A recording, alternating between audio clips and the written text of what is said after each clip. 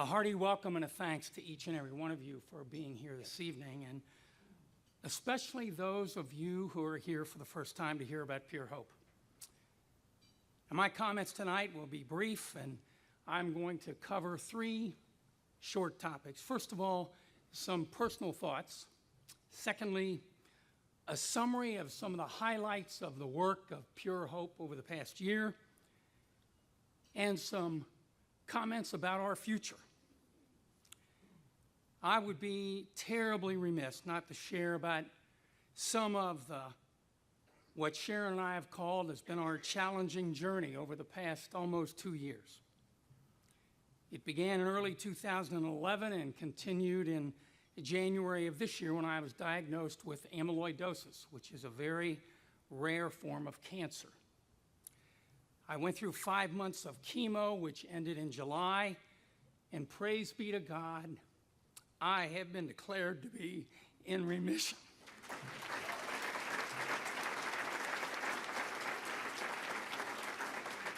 Then last month, I had the pleasure of undergoing back surgery for 3 serious herniated discs, and I'm in the process of good progress in terms of that recovery. And I want to, from the bottom of my heart, thank many of you who have been praying for us over the months, have sent cards and emails and made phone calls and visits and brought meals. We have been absolutely blessed at the outpouring of love that we have experienced. I'm also thankful for great doctors and nurses, both in Cincinnati and in Boston, who have served us. But in addition, I must thank my incredible bride, Sharon, for it is often harder for the caregiver than for the one who is going through sickness. I shared with Tim and Darcy that I married my high school sweetheart in 1967. And I followed the Schatz principle of marrying well above ourselves, and I accomplished that task. Sweetheart, I love you very much. Give my bride a thanks offering.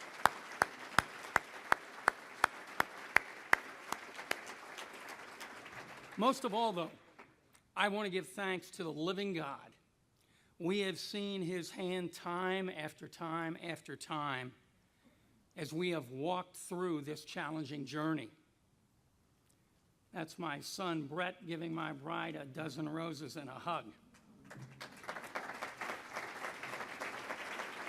Thanks, Brett. God has been with us every step of the way. We have learned a great deal, and we have seen his blessings.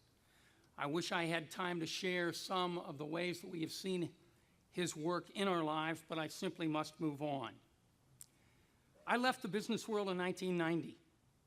Little did I know what this journey would be like, but it is without a doubt the most thrilling, challenging, exciting, and rewarding work I have ever done.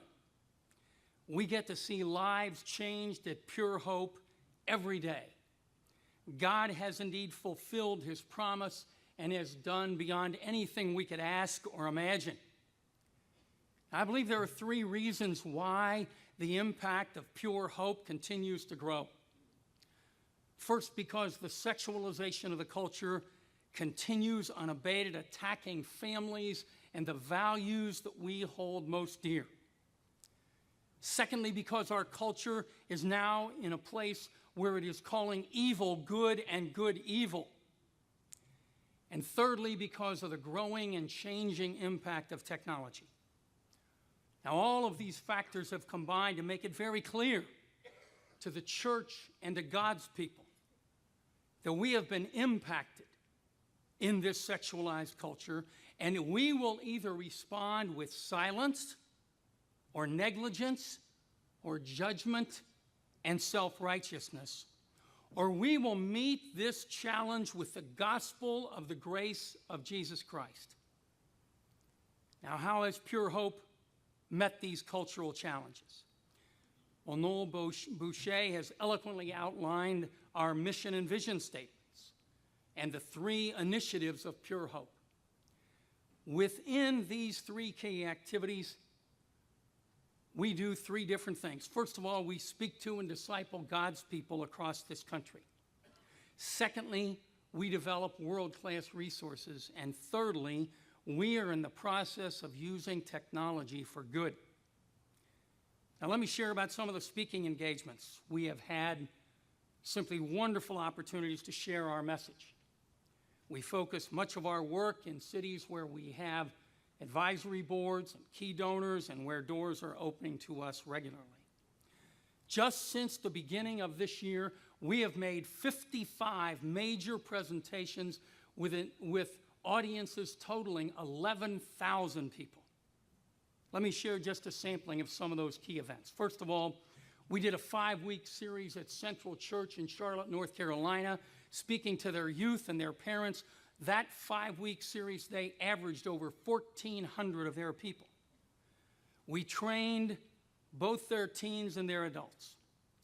We had a weekend conference at the Southern Baptist Seminary in Louisville, Kentucky, and trained over 100 future Christian leaders, both men and women. Think of the leverage of such work through the impact of these leaders in the years ahead. In Seattle, we continue our partnerships in the fight against sex trafficking in the United States. We engaged in 2 full days of training of the entire national discipleship staff of the International Pentecostal Holiness Church in Oklahoma City. Dan Martin and I did that. In Southern California, we have ministered at Trinity Presbyterian Church to their youth, to their adults, and their staff. And we have had numerous meetings with Christian business leaders groups. In Dallas, we have spoken to parents of Highland Park Middle School about the threat of technology and how to address it effectively as parents. And then right here in Cincinnati, most recently, we have built a wonderful partnership with Miami Valley Christian Academy. We have met with their parents, with their staff, and their young people. Again, we are training future leaders of churches and Christian ministries across this nation.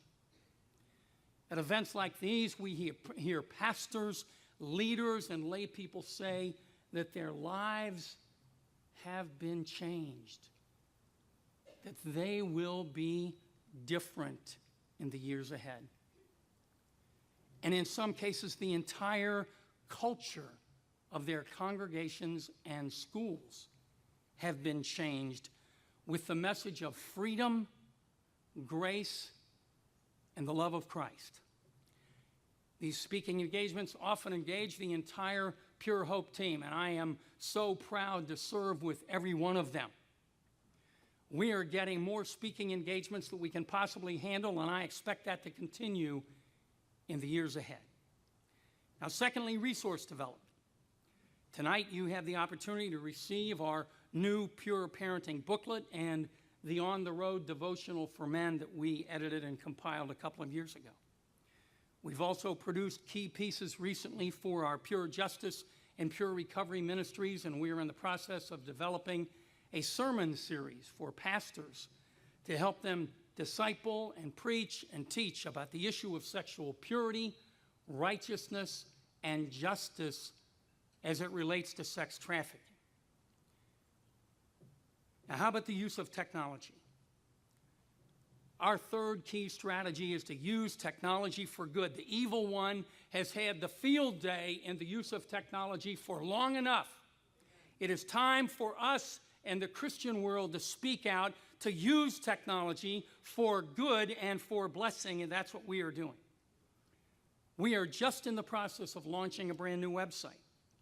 Our blog is now a little over a year old, and we are utilizing social media in new and exciting ways, and we've hired a full-time staff person to move this work forward. It has been absolutely stunning to me to see our engagement in the digital age and the impact and increased impact that we have seen worldwide. Our blog continues to grow in the number of hits that it gets, but more important than that is demonstrated in this slide right here. Our blog has had hits from 124 of the 196 countries in the world. In fact, 1 in 6 of our contacts from our blog is outside the United States. Never did I imagine that Pure Hope would have a worldwide ministry by sitting right here in Cincinnati or Dallas, Texas. I give God glory.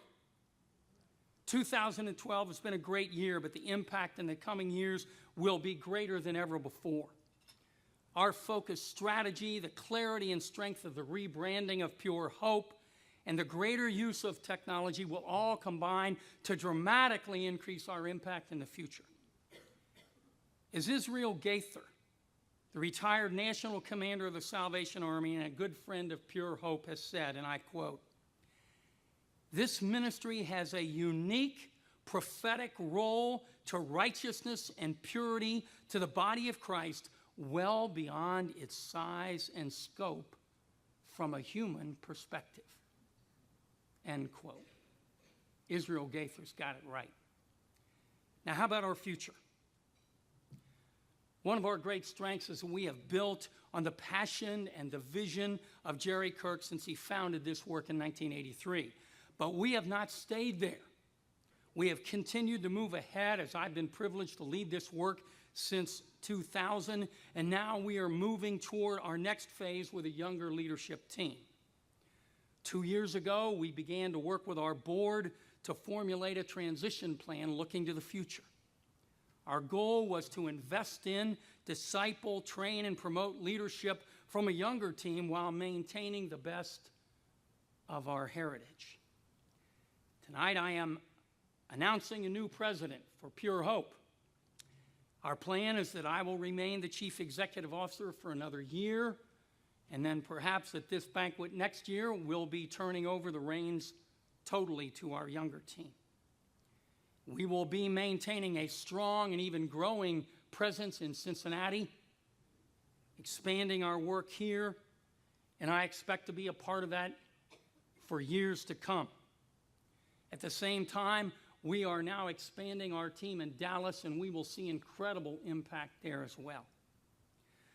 The future of Pure Hope is in good hands.